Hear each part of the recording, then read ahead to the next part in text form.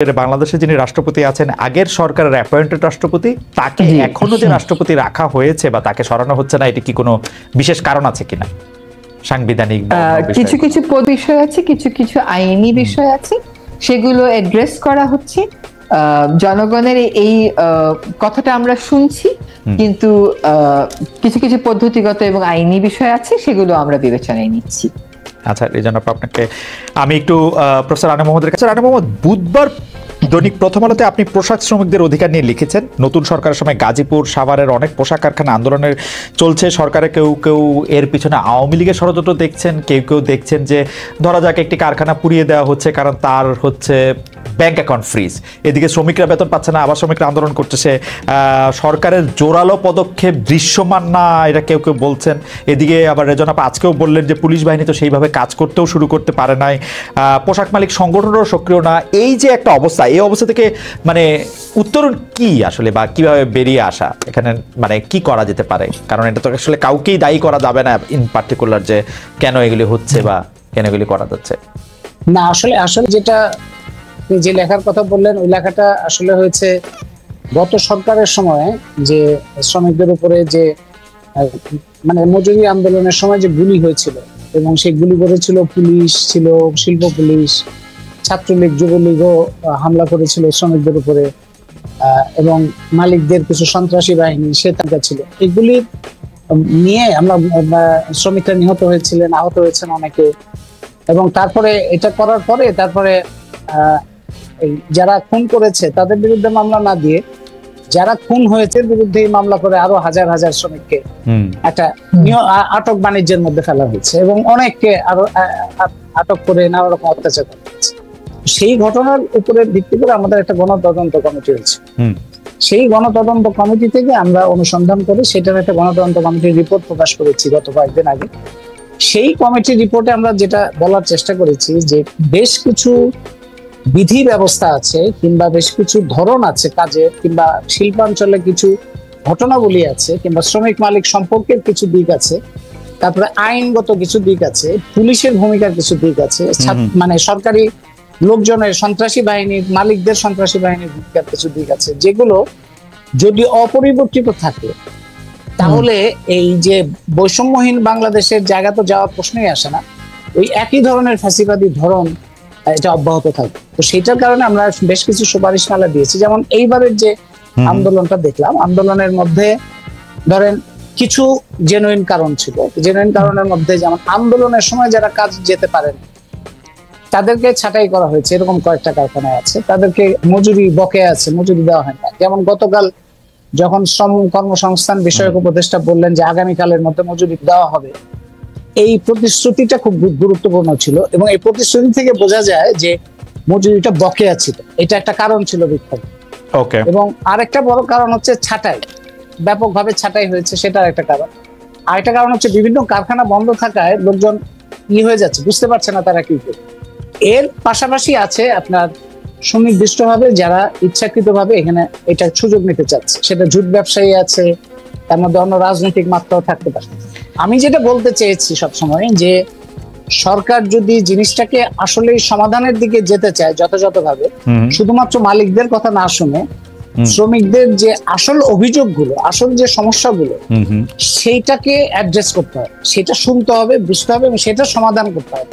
সেটা যদি সমাধান করা যায়, তাহলে যদি কেউ আসলে এখানে ষড়যন্ত্র করে তারা আইসোলেটেড হয়ে যাবে, তারা বিচ্ছিন্ন হয়ে যাবে। কিন্তু প্রথমেই যদি বলা হয় যে এখানে চক্রান্ত হচ্ছে, এখানে বহিরাগতরা আসছে, তাহলে কিন্তু সমাধান হবে না, বরঞ্চ এই জিনিসটা আরো বেশি দেখা যেতে পারে যে ছড়িয়ে যেতে পারে, বিস্তৃত। স্যার, আপনাকে অনেক ধন্যবাদ। আমি রেজন আপার কাছে কিছু গুচ্ছ প্রশ্ন করতে চাই, কিছু মানুষ, ব্যক্তি সম্পর্কে আর কি। প্রথম কথা হচ্ছে যে রেজন আপা একটু খুব যদি দ্রুত, আপনি যেরকম পারেন আর কি, এরকম যদি আপনি দ্রুত জবাব দিয়ে দেন। একটা হচ্ছে যে মানে সরকারের ভিতরে বা জিজ্ঞাসাবাদে বা রিমান্ডে থাকা অবস্থায় কি হচ্ছে, সেগুলি পত্রপত্রিকায় আসছে, সেগুলিকে সরকারের পক্ষ থেকে দেয়া হচ্ছে কিনা বা সরকারের পক্ষ থেকে দিতে মানা করা হচ্ছে কিনা? মানে আমরা পত্রপত্রিকায় দেখতেছি ওরকমের এই কথা বলছেন, তমুক এই কথা বলছেন, সেটি আপনি? সরকারের পক্ষ থেকে কোনো মানা নেই, তদন্তকারী সংস্থাগুলো যেটুকু তারা দেবে সেটুকুনি তারা শেয়ার করছে। সরকারের পক্ষ থেকে কোনো মানাও নেই, কোনো অতি উৎসাহও নেই। আচ্ছা, আপা সুইডেন আসলাম সহ বেশ কিছু শীর্ষ সন্ত্রাসী ছাড়া পেয়ে যাচ্ছেন, মুক্তি পাচ্ছেন, এই সম্পর্কিত খবরের পত্রপত্রিকা আসছে, সেইটি কি আসলে ঠিক? জি, পত্রপত্রিকায় এসছে, কারণ তার একটা ক্ষেত্রে দেখা গেল যে 20 বছর জেলে ছিল, তারপরে কোনো একটা সময় কোর্টে চলে গেছে, সেগুলো যে সরকারের অনুমতি নিয়ে বা সরকারকে জানিয়ে গেছে তা কিন্তু না, তাদের ওটা করেছে সরকারের সেগুলোর উপর নজর আছে। আমি একটু সৈয়দ রিজওয়ানা হাসানের কাছে এই বিষয়ে যদি ছোট করে কোনো কিছু একটা মন্তব্য থাকে, যে প্রফেসর আনু মোহাম্মদ বলছিলেন যে হলো সরকার একটু দায়িত্ব নেওয়া উচিত, বৈষম্য বিরোধী ছাত্র আন্দোলনের দায়িত্ব নেওয়া উচিত, এইসব ঘটনা ঘটার ক্ষেত্রে মানে যারা দুর্বল তাদের রক্ষা করার ক্ষেত্রে আপনি এই ব্যাপারে কোনো মন্তব্য করবেন? জি জি, আসলে একটা প্রায় ভঙ্গুর পুলিশ বাহিনীকে সাথে নিয়ে আমাদের যাত্রা শুরু করেছি আমরা। ওদের মনোবল চাঙ্গা করা, জনগণের সাথে ওদের আবার সম্পর্ক স্থাপন, এই কাজগুলো করতে আমাদের সময় লেগেছে, সময় লাগছে। আমি একটা কথা বলি যে সরকার অনেক জায়গাতে অনেক কৌশল নিতে হচ্ছে তাকে। কোনো জায়গায় গার্মেন্টসে বিক্ষোভ হচ্ছে কারণ মালিক পলাতক, কোন জায়গায় বিক্ষোভ হচ্ছে ঝুট ব্যবসার ভাগাভাগি নিয়ে, কোন জায়গায় মালিকদের জেনুইন, এই 3 জায়গায় আমাদেরকে 3 কৌশলে আগাতে হচ্ছে। হ্যাঁ, এটা আমি একমত আনু ভাইয়ের সাথে যে আমাদের যে ভূমিকাটা আছে সেটা এখনো পর্যন্ত জনগণের প্রত্যাশিত মাত্রায় যেতে পারিনি আমরা, সেজন্য আমাদেরও কিছু লিমিটেশন আছে, সেটা নিশ্চয়ই আপনারা দেখছেন বুঝছেন, কিন্তু আমরা আশা করছি আগামী 2-3 সপ্তাহ বা 1 মাসের মধ্যে আমাদেরকে আপনারা আরো কার্যকরী ভূমিকায় যাবেন। এখন বৈষম্য বিরোধী ছাত্র আন্দোলনও অনেক চেষ্টা করে যাচ্ছে। আজকে দেখেন আপনি শ্রম বিক্ষোভের ক্ষেত্রেও তারা কাজ করছে, আনসার বিদ্রোহের ক্ষেত্রেও তারা কাজ করছে। আনসারের যে ঘটনাটা ঘটলো এটা পুরো যদি অবজার্ভ করেন তাহলেই বুঝবেন যে এটা কেন হলো।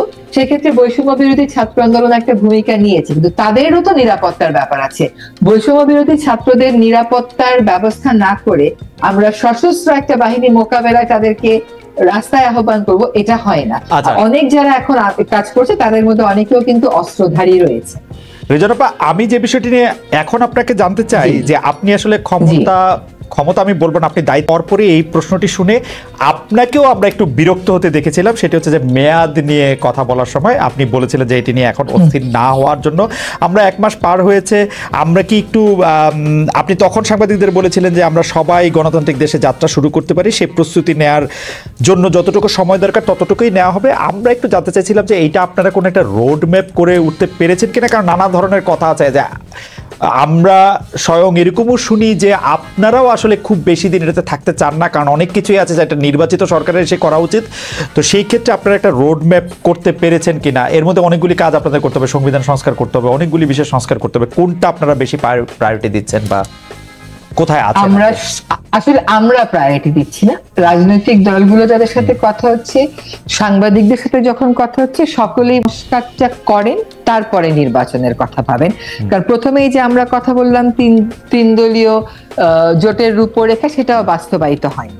ফলে এখন একটা বড় দাবি আমাদের উপরে যে আমরা সংস্কারের প্রস্তাবনাগুলো চূড়ান্ত করি, যেখানে যেখানে প্রয়োজন সংস্কারগুলো করি, তারপরে যেন নির্বাচনের দিকে যাই। হ্যাঁ, এবং এটাই হচ্ছে রোড ম্যাপ। এখন এখানে আমরা বিভিন্ন রাজনৈতিক দলকেও বলেছি তাদের সংস্কারের ধারণা আমাদেরকে দিতে, সেগুলো আমরা সংগ্রহ করেছি। সাংবাদিকদেরকেও বলেছি দিতে, আমরা সেগুলো সংগ্রহ করছি।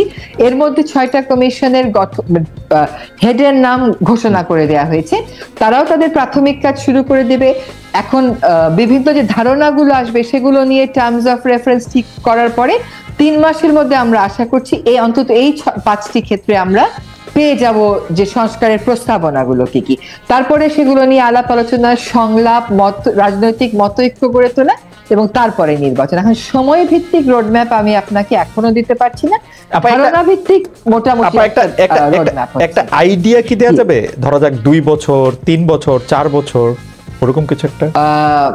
এরকম আইডিয়া দেওয়া যাবে না, তবে যত দ্রুত সম্ভব। খালিদ, আমাদেরও নিজেদের যথেষ্ট কাজ আছে, সেগুলোতে আমরা ফেরত যেতে চাই। তবে দেশ রক্ষার কাজটা, দেশের গড়ার কাজটা, সংস্কারের কাজটাকে আমরা প্রাধান্য দিয়ে করবো, তা সেটা যতদিনই লাগুক। আচ্ছা, একটি প্রশ্ন দর্শকরা করছেন, এটি আপনি এক কথায় জবাব দিতে পারেন। সেটি হচ্ছে যে একটু সেন্সিটিভ প্রশ্ন, যেটা বাংলাদেশে যিনি রাষ্ট্রপতি আছেন, আগের সরকারের অ্যাপয়েন্টেড রাষ্ট্রপতি, তাকে এখনো যে রাষ্ট্রপতি রাখা হয়েছে বা তাকে সরানো হচ্ছে না, এটি কি কোনো বিশেষ কারণ আছে কিনা? সাংবিধানিক কিছু বিষয় আছে, কিছু আইনি বিষয় আছে, সেগুলো অ্যাড্রেস করা হচ্ছে। জনগণের এই কথাটা আমরা শুনছি, কিন্তু কিছু কিছু পদ্ধতিগত এবং আইনি বিষয় আছে, সেগুলো আমরা বিবেচনায় নিচ্ছি।